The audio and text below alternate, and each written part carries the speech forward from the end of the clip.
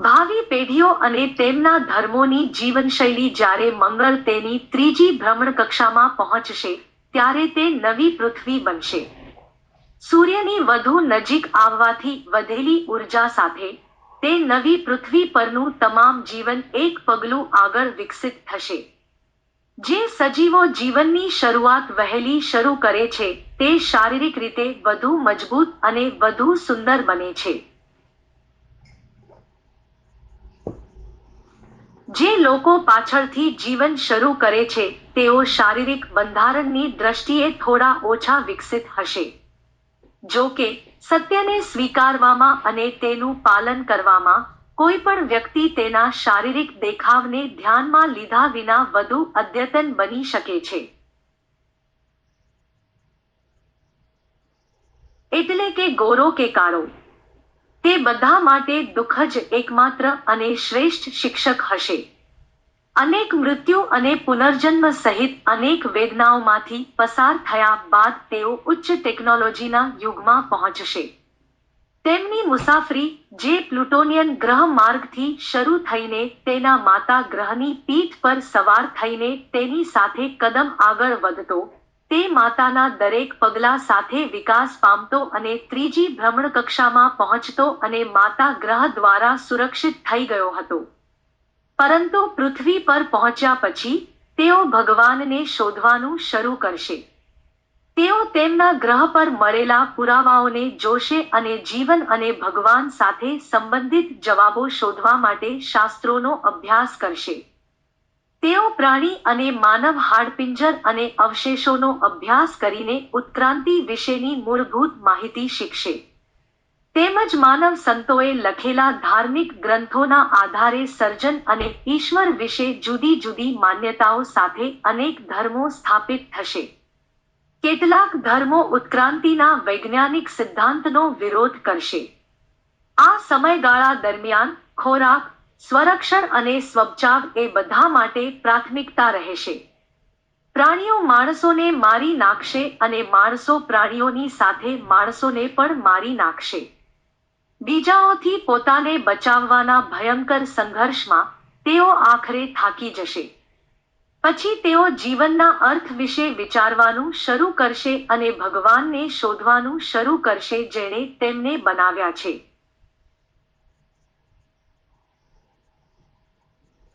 મૃત્યુ એ બધા માટે સૌથી પડકારજનક કટોકટી હશે. જ્યારે તેઓ કોઈ પ્રિય વ્યક્તિના મૃત્યુનો સામનો કરે છે, ત્યારે તેમના મનમાં ઘણા વિચારપ્રેરક પ્રશ્નો આવશે, જેમાં ઈશ્વરને લગતા પ્રશ્નોનો પણ સમાવેશ થાય છે. ખોરાક અને સ્વબચાવ માટે હત્યાની પ્રક્રિયામાં, તેઓ તેમની મૂળભૂત જરૂરિયાતો અને તેમની ભાવિ પેઢીઓની જરૂરિયાતો માટે વધુને વધુ એકત્રિત કરવાનું શરૂ કરશે. આખરે આ અનંત ઈચ્છા લોભમાં ફેરવાઈ જશે. દેખીતી રીતે, જ્યારે કેટલાક લોકો વધુ એકઠા કરશે અને અન્યને વંચિતમાં જીવવું પડશે. આ તે છે જ્યારે તેઓ નિયમો અને નિયમો વિકસાવવાનું શરૂ કરશે. ત્યાં રાજાઓ અને શાસકો હશે જે સામાન્ય લોકો કરતાં વધુ સ્માર્ટ હશે. રાજા ગમે તે કહે, સામાન્ય લોકો તેને સાંભળશે અને તે નેતાના આદેશનું પાલન કરશે. તેઓ એકબીજા પાસેથી છીનવી લેશે અને એકત્રિત કરશે અને કાયદાના ભંગ બદલ સખત સજાના ભય વિના રાજ્યના કાયદાનું પાલન કરશે. બધા રાષ્ટ્રોના પોતાના કાયદા હશે. પરંતુ, તેઓ પોતાની વચ્ચે અને અન્ય દેશો સાથે લડતા રહેશે. અનંત અને સતત લડાઈ થશે. લડતી વખતે તેઓ વિશ્વની રચના કરનાર મહાસત્તા વિશે વિચારતા રહેશે અને આશ્ચર્ય પામશે કે તે ક્યાં છે. લડાઈ તેમના જીવનનો કુદરતી ભાગ હશે. જે ક્ષણથી તેઓ વિચારવાનું શરૂ કરે છે, ત્યાંથી તેઓ લડવાનું શરૂ કરશે. તેઓ સદીઓ સુધી લડશે. તેઓ યુદ્ધોમાં મૃત્યુ પામશે અને ઘણી વખત પુનર્જન્મ પામશે. એ જગતમાં ભાઈ બહેન, પતિ પત્ની, ગામડા ગામડા, રાજા પ્રજા, રાજા રાજા વચ્ચે હંમેશા ઝઘડા થશે. તેઓ સાચા છે તે સાબિત કરવા માટે તેઓ એકબીજા સાથે લડતા રહેશે. તેઓ અહંકારથી ભરેલા હશે. તીવ્ર સંઘર્ષમાંથી પસાર થતા તેઓ ભગવાનને પ્રાર્થના કરવાનું શીખશે અને અનુભૂતિમાં આવશે કે જેણે તેમને બનાવ્યા છે તે જ તેમને બચાવી શકે છે. ભાષાના વિકાસ સાથે તેમાંના ઘણા માનવતામાં વિશ્વાસ કરવાનું શરૂ કરશે. સંતો શીખવવા લાગશે કે વ્યક્તિએ પોતાની જરૂરિયાત કરતાં વધારે કે વધારે પડતું એકઠું ન કરવું જોઈએ. તેઓ તેમને યોગ્ય રીતે વર્તવાનું અને નૈતિકતાના સિદ્ધાંતોનું પાલન કરવાનું શીખવશે. મૃત્યુ અને ભગવાનને ધ્યાનમાં રાખીને તેઓ તેમને સારું જીવન કેવી રીતે જીવવું અને તેમના જીવનસાથી, બાળકો, માતા-પિતા, સમાજ અને દેશ પ્રત્યેની ફરજિયાત ફરજો કેવી રીતે નિભાવવી તે પણ શીખવશે. ઘણા લોકો સારા કર્મની અસરમાં વિશ્વાસ કરવાનું શીખશે અને સમજશે કે ભગવાન સારા કર્મથી પ્રસન્ન થાય છે.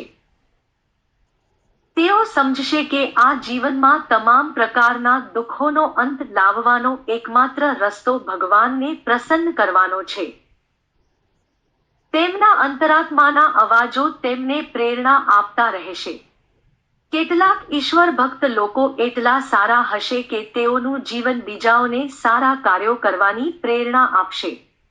એવા લોકો હશે જેઓ એટલું ખરાબ વર્તન કરશે કે તેઓ દરેકને ડરાવશે.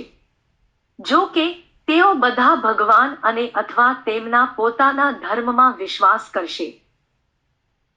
જેમ જેમ સમય પસાર થશે તેમ તેમ તેઓને તેમના ગ્રહ પર રહસ્યમય સ્થાનો મળશે, જેમ કે આપણે આપણા ગ્રહમાં માચુ પિચ્ચુ વગેરે જેવા સ્થાનો શોધી કાઢ્યા છે.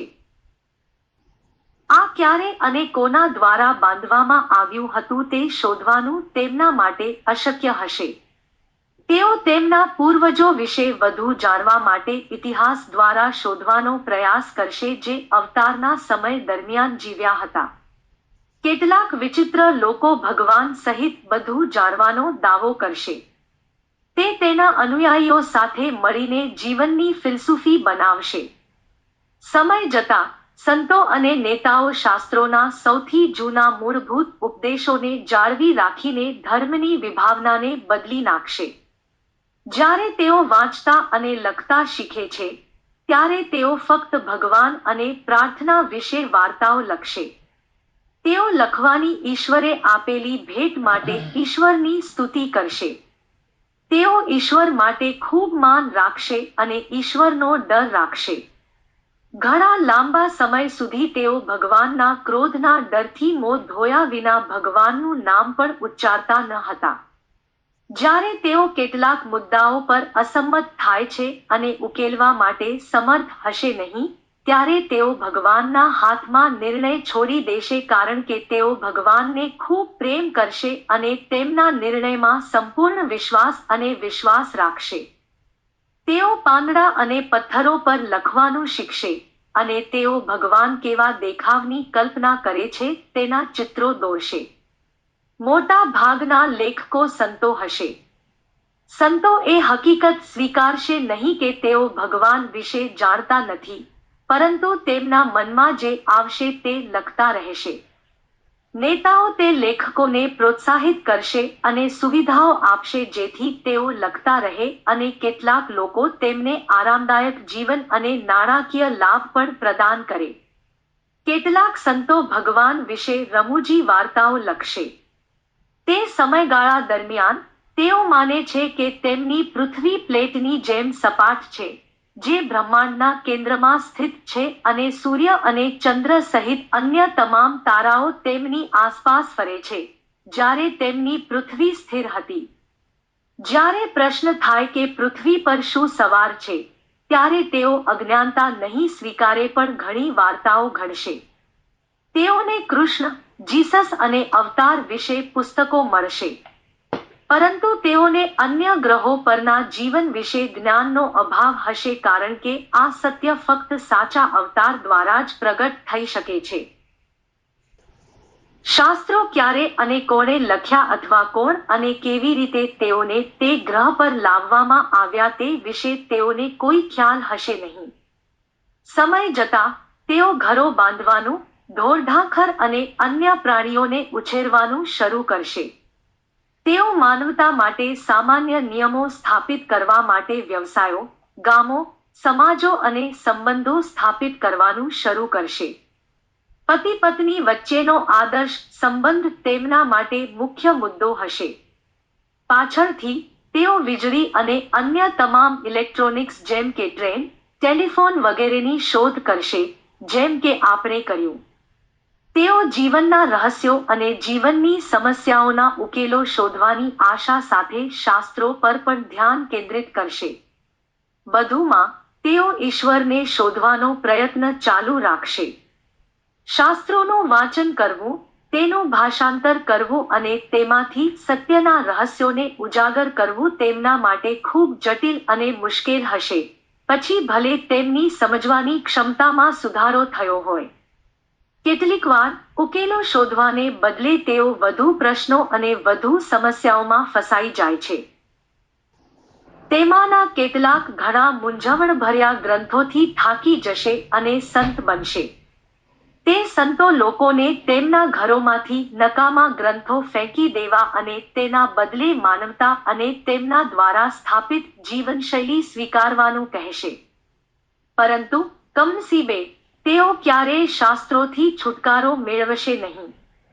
જો તેઓ એક શાસ્ત્રનો ત્યાગ કરે તો પણ તેઓ તરત જ ક્રાંતિકારી સંતના ગ્રંથને વળગી રહેશે અને તેને વળગી રહેશે. એટલે કે, તેઓ એક કૂવામાંથી બહાર આવશે અને તરત જ બીજા કૂવામાં કૂદી જશે. કેટલીકવાર, તેમની અંધકારમય અજ્ઞાનતામાં, ખાસ કરીને નિરાશાના સમયમાં, અને જ્યારે તેઓ જાણતા નથી કે બીજું શું કરવું, ત્યારે તેઓ તેમને સાંત્વના આપવા માટે શાસ્ત્રોનું માર્ગદર્શન લેશે. પરંતુ, મોટા ભાગના શાસ્ત્રો ભૂલોથી ભરેલા હોવાથી, તેઓ સાચા માર્ગ અને ખોટા માર્ગ વચ્ચેનો તફાવત કરી શકશે નહીં. રાજાઓ અને શાસકો શક્તિશાળી હશે. જનતા તે નેતાઓ અથવા રાજાઓને સાંભળશે જે તેમને તેમની સંચિત સંપત્તિ રાખવા સક્ષમ બનાવશે. બદલામાં, રાજા તેમની સંભાળ લેશે અને જરૂર મુજબ ન્યાય કરશે. રાજા કોઈ પણ શાસ્ત્ર અને કોઈ પણ ફિલસૂફીનો નાશ કરી શકશે અથવા કોઈ પણ ફિલસૂફીને ટોચ પર લાવી શકશે. રાજા ભગવાનના નામે જે પણ સ્મારક બાંધવા માંગે છે, તે બનાવશે. રાજાઓ કે નેતાઓ માટે આખી વસ્તી અથાક મહેનત કરશે. જે કોઈ તેનો વિરોધ કરશે તેને એટલી સખત સજા કરવામાં આવશે કે કોઈ તેની ઈચ્છા વિરુદ્ધ જવાની વિચારવાની હિંમત કરશે નહીં. તે સમયગાળા દરમિયાન, તે પૃથ્વી પર આપણી પૃથ્વી માતા એવા નામો ધરાવતા ખંડો પણ હશે, જેમ કે અમેરિકા, એશિયા વગેરે. આ નવા અવતારના અનુયાયીઓ તે લોકોથી ઊંડે ધિક્કારશે જેઓ આપણા ગ્રહ પર અવતારો સાથે ભયંકર ઇતિહાસ બનાવવા માટે જવાબદાર હતા. આપણા વર્તમાન સમયમાં અસ્તિત્વમાં છે તે તમામ ધર્મો તે સમયગાળા દરમિયાન ફરીથી ઉભરી આવશે, પરંતુ નવા મુક્તિદાતાના અનુયાયીઓ દ્વારા બનાવવામાં આવેલ નવો ધર્મ તે પૃથ્વી પર સૌથી વધુ આદરણીય હશે. તેમની જીવનશૈલી અને રાજાઓ દ્વારા સ્થાપિત પ્રાર્થનાની પદ્ધતિઓ અલગ-અલગ હશે. ઉદાહરણ તરીકે, મીણ ઉત્પન્ન કરતી જમીનના લોકો તેમની પ્રાર્થનામાં મીણનો ઉપયોગ કરશે અને નારિયેળ ઉત્પાદક જમીનો નાળિયેરનો ઉપયોગ કરશે. તેઓ તેમની પ્રાર્થના માટે વિવિધ ભાષાઓનો ઉપયોગ કરશે.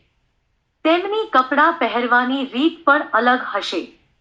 ગરમ સ્થળોએ રહેતા લોકો ઢીલાફિટિંગ કપડાં પહેરશે, જ્યારે ઠંડા સ્થળોએ રહેતા લોકો કોટ્સ વગેરે જેવા ભારે કપડાં પહેરશે. જ્યારે તેઓ પાડોશી દેશોને જોશે, ત્યારે તેઓને ખ્યાલ આવશે કે તેમનો પહેરવેશ અને પ્રાર્થના કરવાની રીત તેમનાથી બિલકુલ અલગ છે. તેઓ મતભેદોનું કારણ સમજી શકશે નહીં અને માની લેશે કે અન્ય દેશોના લોકો નાસ્તિક છે અથવા ભગવાનમાં માનતા નથી. તેઓ તેમની જીવનશૈલીને પ્રેમ કરશે અને પડોશી દેશોમાં પ્રચલિત જીવનશૈલીને ધિક્કારશે. તેઓ તેને એટલી હદે ધિક્કારશે કે તેઓ અન્ય શાસ્ત્રો તેમના ઘરમાં લાવવાની હિંમત કરશે નહીં. તેમના ધર્મ સ્થાનોની મુલાકાત લેવાનો અથવા તેમને દૂરથી જોવાનો વિચાર તેમને અણગમો અને ભયથી ધ્રુજાવી દેશે. તેઓ તેમના ઈશ્વરને પ્રેમ કરશે પણ બીજાઓ પ્રત્યે દ્વેષ સર્વત્ર ફેલાઈ જશે. ભગવાનના નામે તેઓ પેસેન્જર જહાજોને દરિયામાં ડૂબાડશે, આકાશમાંથી પેસેન્જર પ્લેન તોડી પાડશે, પેસેન્જર ટ્રેનો, બસોને ઉડાવી દેશે અને લોકોને તેમનાથી બચાવશે. તેઓ અન્ય લોકોને તેમની ફિલસૂફી અને જીવનશૈલીમાં રૂપાંતરિત કરવા માટે કંઈ પણ કરશે. તેઓ સુંદર ગીતો અને કવિતાઓ લખીને તેમના ભગવાન માટેના તેમના મહાન પ્રેમને વ્યક્ત કરશે, વાર્તાઓ અને પુસ્તકો લખવા અને અમે તેમના ગુણગાન ગાઈશું અને એવું સુંદર સંગીત રચીશું કે તે શ્રોતાઓને આશ્ચર્યચકિત કરી દેશે. જ્યારે તેઓ તેમના અદ્ભુત ભગવાન, તેમની દયા, તેમના ક્ષમાશીલ સ્વભાવ અને તેમની ભલાઈ વિશે વાત કરશે ત્યારે તેમની આંખોમાં આંસુ આવશે.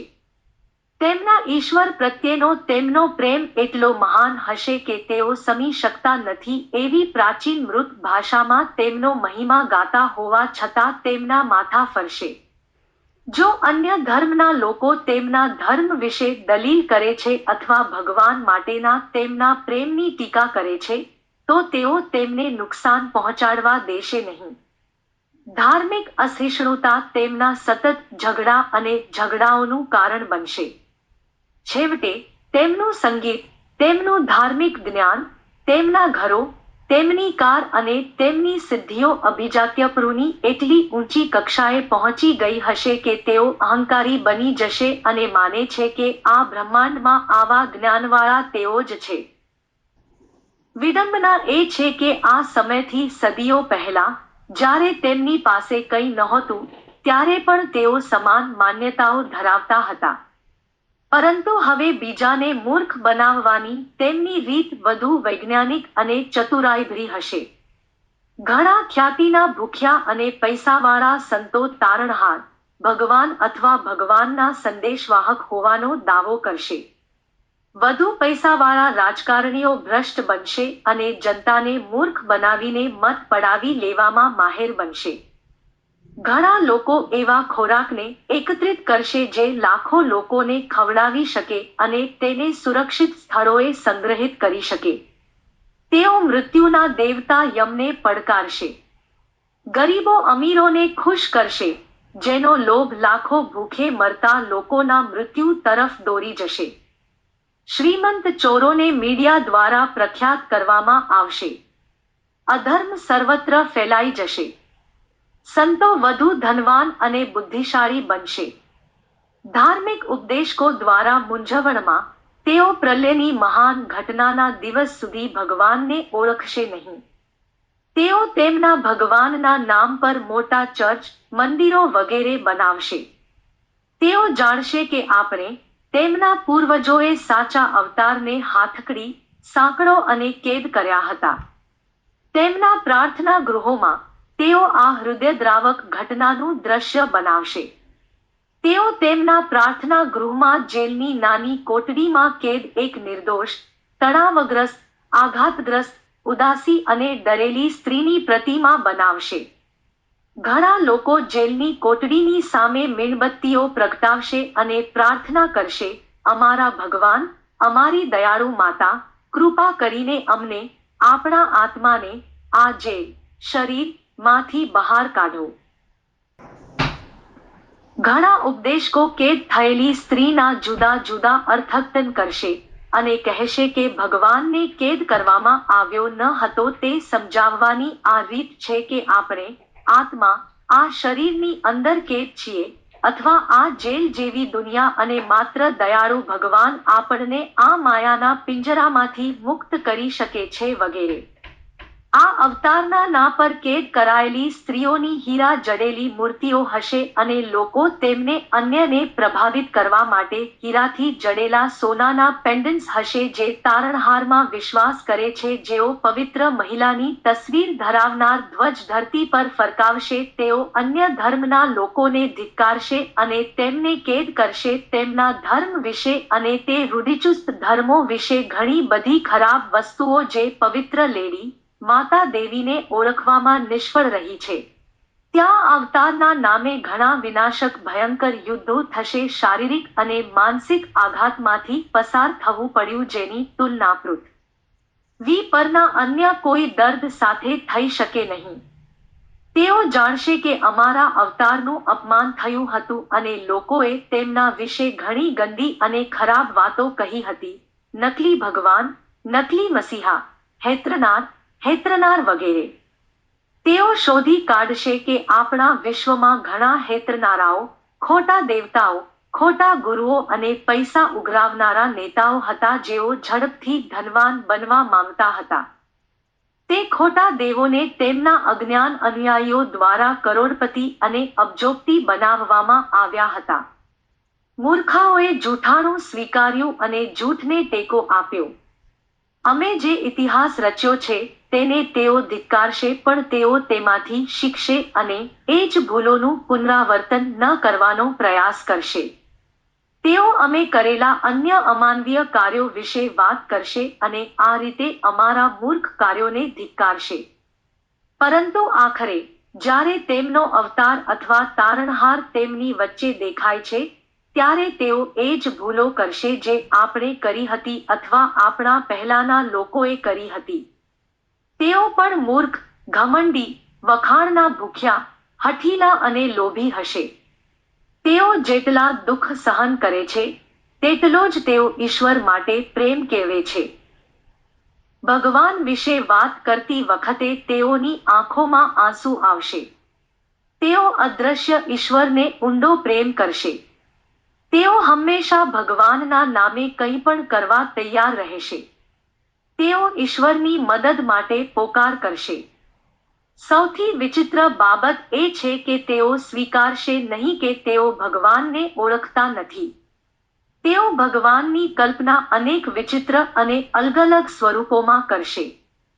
તેમની પાસે ડઝનબંધ વિવિધ શાસ્ત્રો અને પ્રાર્થનાની પદ્ધતિઓ પણ હશે. તેમના હૃદયમાં તેઓ જાણશે કે તેમના શાસ્ત્રો અને વિચિત્ર રીતોમાં વાસ્તવિક કંઈ નથી, પરંતુ તેમનો અહંકાર એટલો મજબૂત હશે કે તેઓ તેને સ્વીકારવાને બદલે મરી જશે. જે પણ તેમને વાસ્તવિકતા જણાવવાનો પ્રયત્ન કરશે તેઓને તેઓ મારી નાખશે. તે અંધ લોકો પૈસા માટે સંપૂર્ણ પાગલ થઈ જશે અને અધર્મ દરેકના જીવન પર રાજ કરશે. આપણામાંથી જેઓ પરીક્ષામાં સફળ થઈને સ્વર્ગ સુધી પહોંચે છે તેઓ નવી પૃથ્વીના તે લોકોની સમસ્યાઓનું કારણ અને ઉકેલ જાણશે. સ્વર્ગમાંથી સંપૂર્ણ વિકસિત લોકો તેમના માટે દિલગીર થશે અને તેમને કહેવા માંગશે, હે જિદ્દી અને નિર્દોષ લોકો, લડવાનું બંધ કરો. પેલા નકામા ધર્મોમાં કંઈ બાકી નથી, તેથી તેમને છોડી દો. સારી વ્યક્તિ બનો. ભૂખ્યા અને જરૂરિયાતમંદ લોકો સાથે તમારા પૈસા અને ખોરાક વહેંચો. તમે લોકો પૃથ્વીના એ અસ્થાયી ઘરમાં લાંબા સમય સુધી નહીં રહે. પૈસાની માનસિકતા સાથે આધ્યાત્મિક નેતાઓને અનુસરવાનું બંધ કરો. તમારા ગ્રહની મધ્યમાં સ્થિત તમારા મધર પ્લેનેટ અને અતિ ગામ ચંદ્ર ભગવાન સાથે સીધો સંપર્ક કરો. આપણી પૃથ્વી માતા અને તેના ગર્ભમાં જીવન આપનારના ચમત્કારો શીખો અને સમજવાનો પ્રયાસ કરો. તમારી મૂર્ખામીભરી માન્યતાઓ પર કામ કરવાનું ચાલુ રાખીને તમને કંઈ જ મળશે નહીં, પરંતુ જો તમે સારા વ્યક્તિ બનીને સત્યને સ્વીકારો છો અને સારા કાર્યો કરો છો, તો તમારા બધા દુઃખોનો અંત આવશે. સત્યમાં શ્રદ્ધા રાખો, તમારી ધરતી માતામાં શ્રદ્ધા રાખો, તમારા ઈશ્વરમાં શ્રદ્ધા રાખો અને તમારા કર્મમાં શ્રદ્ધા રાખો. તમારું ભવિષ્ય તમારા હાથમાં છે.